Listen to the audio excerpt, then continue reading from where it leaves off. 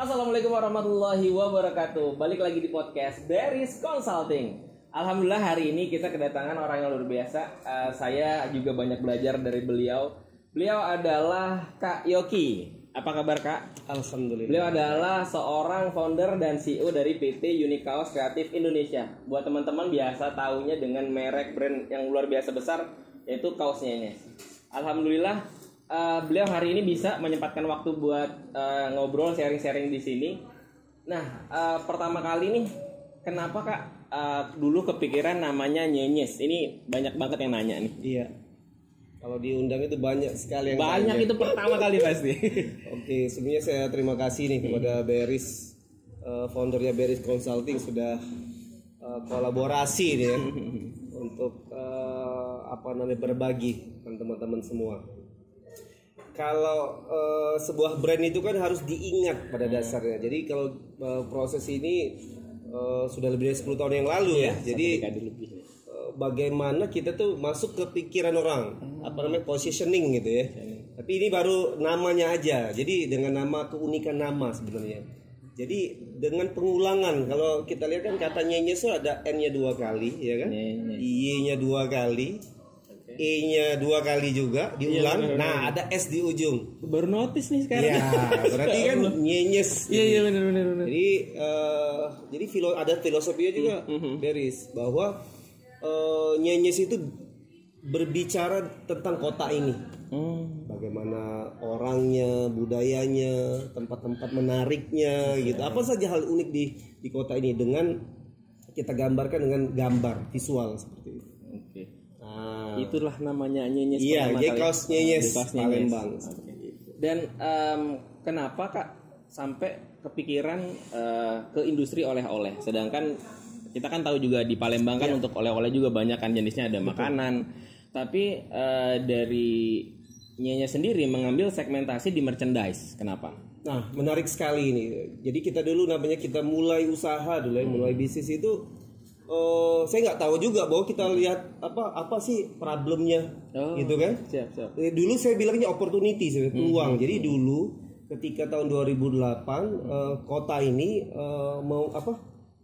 mengeluarkan program, meluncurkan program Visit Musi 2008 kalau nggak salah. Ya 2008 ya.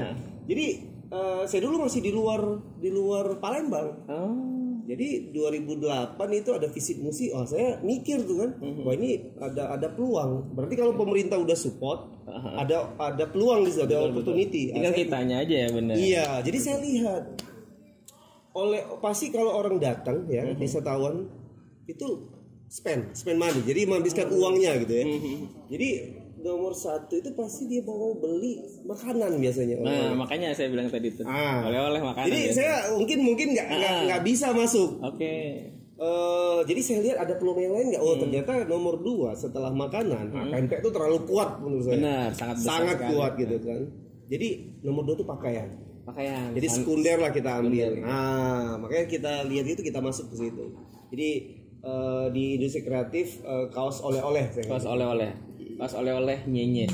Nah terus pertama kali itu di tahun berapa Kak terlahirnya Nyenyes? Tahun 2009. Oh berarti pas dari pencanangan program pemerintah 2008 itu langsung mengambil keputusan kayaknya di 2009 ini ada peluang betul sekali. Tapi saya coba dulu tahun 2007 udah mulai ada juga sih kaos-kaos yang biasa. Yang kualitasnya di bawah Nyenyes. Karena dia hanya bentuk visual landmark kota. Saya titip jadi channel distribusi saya titip di toko-toko songket seperti itu. Toko-toko oleh-oleh sudah mulai jalan lah ya, tapi di 2007 itu ya. Test market. Ya betul. Ternyata ada di Visit Musi itu orang pengen kualitas yang lebih seperti itu. Maka yang Nyenyes dengan kualitasnya seperti itu. Dan dulu sih kalau nggak salah waktu pas saya SMA itu pernah ketemu baju Nyenyes di salah satu mall di PTC kalau nggak salah, atau itu pun masih di zaman SMA 2009 berarti. 2008 2009 udah. Kita 16 Juli 2009 berdiri. Oh iya benar berarti ya. Dan itu kan luar biasa, dimana dulu mungkin tidak semua orang melihat opportunity ini. Iya kan, bahkan sampai berpikir apakah dulu juga berpikir sebesar sekarang nih kayak gitu di waktu itu? Nah, itulah yang harus luar kita biasa, ini harus miliki kita ya, gali. sebagai entrepreneur gitu Iya, ya. ini gali nih. Jadi kita sebagai entrepreneur itu kan bisa melihat jauh ke depan sebenarnya, ya kan, visioner gitu. Iya. Jadi memang mungkin kita itu nggak hanya cari cari profit ya. Jadi ada value di situ.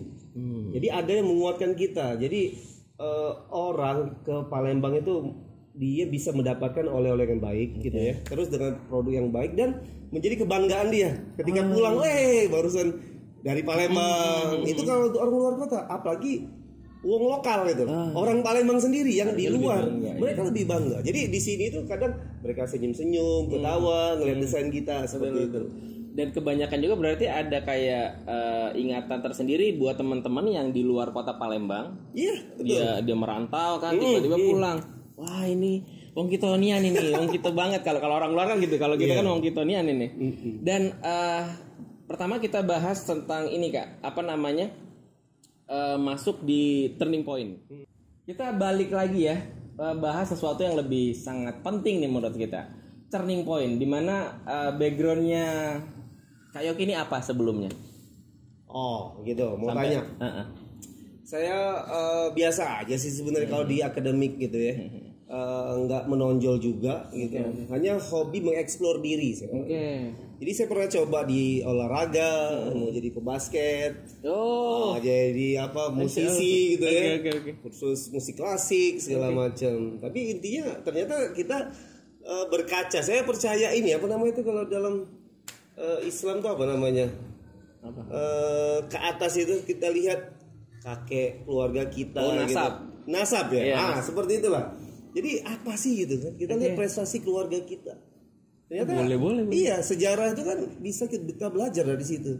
Saya lihat keluarga saya dulu ya di bisnis gitu ya. Dagang gitu. Pertama di retail memang. Jadi saya berkaca situ ya bisa untuk memutuskan seperti itu. Jadi background saya biasa aja sebenarnya, tapi saya mau mengeksplor diri dan mau mencoba gitu loh. Jadi jangan kita underestimate dulu. Mungkin kita gagal di sini, belum tentu. Pasti kita lagi mencari seperti itu. Nanti ketemu. Dan kita kan melihat ini ada banyak sekali ada nyenyes. Terus kemarin juga nggak sengaja kena iklan. Iya. Kena iklan baju baju kaos yang lebih panjang gitu ya. Apa sih namanya itu tempo hari? Jadi karena kita itu sudah ada legal ya sejak 2019 kita buat perseroan terbatas namanya Unikaos Kreatif Indonesia. Nah, inilah cikal bakal kita untuk UMKM ini untuk small medium enterprise ini untuk scale up atau naik kelas. Jadi kita udah memenuhi melengkapi apa saja yang dibutuhkan gitu ya. Jadi legal, perpajakan, kita mulai urus itu seperti itu. Jadi strategi itu, satu lagi tuh Haki. Oh iya, Haki udah juga. Udah lama. Jadi pelan-pelan kita habis manajemennya kita lengkapi ya. Jadi ke depan kita punya strategik kan, punya rencana jangka panjang agar kita bisa tumbuh kan. Namanya bisnis kita harus profitable ya kan, sustainable, berkelanjutan dan growing di tahapannya atau month to month, bulan ke bulan, tahun ke tahun. Jadi di situ kita melihat bagaimana Nyeisi berkembang. Sudah di atas 10 tahun kita berpikir ulang. Bagaimana perusahaan dan orang-orang ini ke depan untuk mencapai tujuan-tujuannya. Makanya akhirnya kita berkesimpulan pertumbuhan kan ada dua sebenarnya. Pertumbuhan itu kita bisa ke atas atau ke samping. Ke samping itu agak mirip-mirip. Misalnya Nyenyes udah di kaos mau bermain di food. Melebarkan gitu atau ke biro perjalanan atau properti malah. Nah, itu lebih jauh lagi. Tapi kita lihat sumber daya kita kan. Resource kita apa? Capital kita gimana? Human capital kita, orang-orang di dalamnya. Core kompetensinya di mana? Kita pernah coba juga di bawah 10 tahun usia kita pernah coba. Di apa itu? Di industri yang lain. Tapi ternyata kan tidak semulus yang kita bayangkan. Makanya kita balik arah kembali ke posisi semula. Nah, next kita mulai berpikir berarti kita tetap core kompetensi kita di sini nih.